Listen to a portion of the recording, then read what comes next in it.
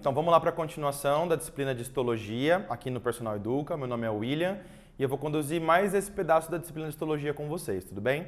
Bom, na primeira aula, peço para que vocês vejam o início dessa disciplina. A gente faz uma análise geral de histologia e a gente vê os dois primeiros tecidos, que são geralmente estudados nessa ordem, que é o tecido epitelial e o tecido conjuntivo. Nesses tecidos a gente faz uma análise geral de acordo com a função deles e a gente também aponta as principais características. Vale a pena lembrar que a aula de histologia ela tem muitos detalhes e que a nossa videoaula ela é mais para vocês serem apresentados ao tema e que eles vão voltar e vão ser tocados novamente quando a gente trabalhar as disciplinas e os conteúdos envolvendo fisiologia, que é o funcionamento do corpo como um todo, tá bom? Então, se vocês sentirem falta de algum conceito aqui, é porque ele é mais aprofundado e ele precisa ser visto junto com a disciplina de fisiologia, tá bom? Bom, basicamente hoje então, dois tecidos que faltam para a nossa compreensão é o tecido muscular, um deles, e o tecido nervoso, tá bom? Começando pelo tecido muscular então. O que a gente tem que lembrar? A principal função desse tecido é deslocamento e movimento. Vamos lembrar que esse tecido ele vai fazer parte do sistema esquelético. Ou seja, é um sistema que confere movimento e também sustentação para o corpo. Ou seja, se ele, para conferir sustentação e movimento, ele vai estar ancorado no sistema esquelético junto com outros sistemas que a gente já viu e que em fisiologia a gente vai estudar um pouquinho melhor, tá bom? Esse tecido tem como principais proteínas actina e miosina, que se intercalam numa estrutura chamada sarcômero. Então, o que gera a contração muscular nada mais é do que o deslocamento das fibras, das proteínas actina e miosina que geram a contração muscular. Esse tecido ele tem a sua classificação principalmente em três tecidos.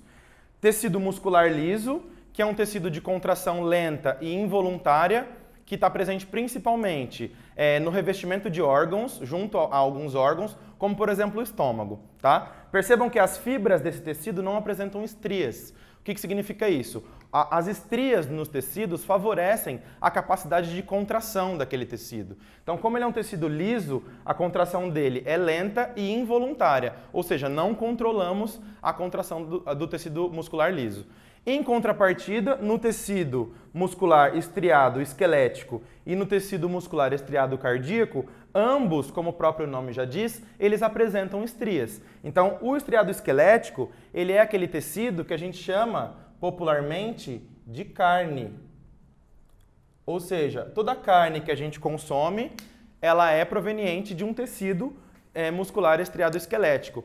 Por sua vez, o tecido estriado, muscular estriado esquelético, ele tem a contração forte e voluntária. Então, é qualquer tipo de tecido, como qualquer tipo de músculo, como por exemplo bíceps, tríceps, panturrilha, nádegas, que é aqueles que o controle da contração é feito por nós mesmos, né? O outro tipo de tecido muscular que se tem é o tecido muscular estriado cardíaco, ou seja, é um tecido que está presente no coração, que tem a sua contração forte e involuntária.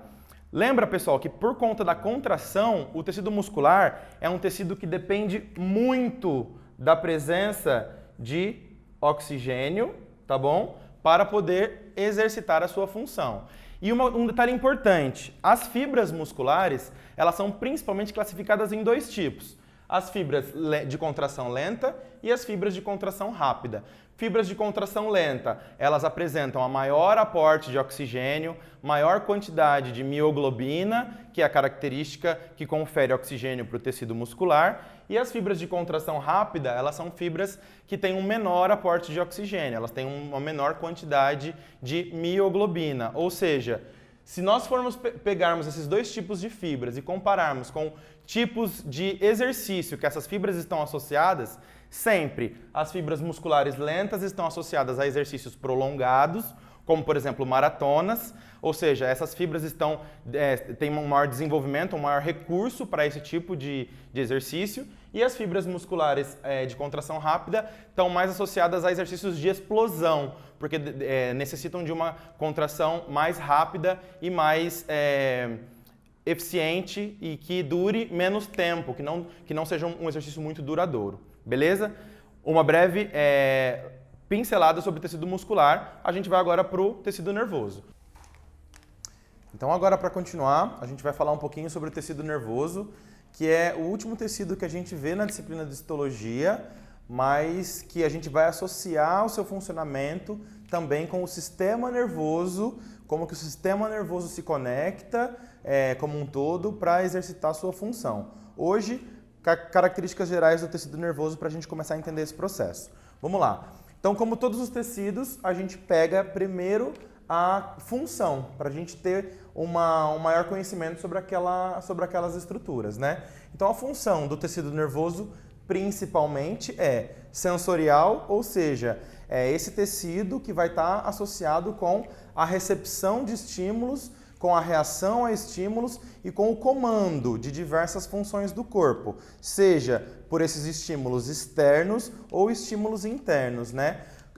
Lembrando que as reações do corpo são divididas em voluntárias e involuntárias. Voluntárias, aquelas que nós conseguimos controlar, né? E involuntárias, aquelas que nós não controlamos. É controlada pelo sistema nervoso, certo? Então, a principal célula do tecido nervoso é o neurônio, né? Então, aqui nós temos um neurônio clássico e as suas principais partes, né?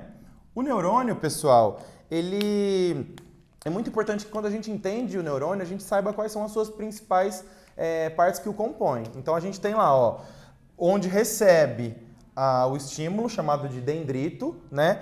Corpo celular, como o próprio nome já diz, é aquela parte onde está o núcleo, a parte maior da célula, né, onde vai exercer todas as funções daquela célula, e a parte de continuação desse neurônio é chamado de axônio.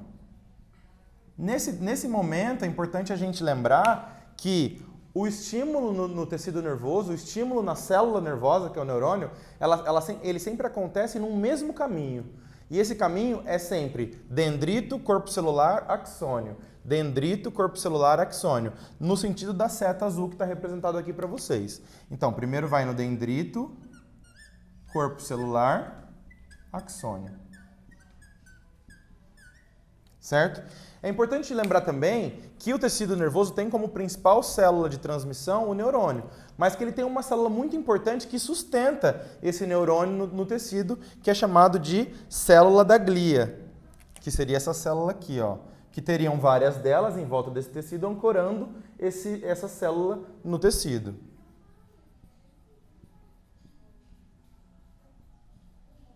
Célula da glia, certo?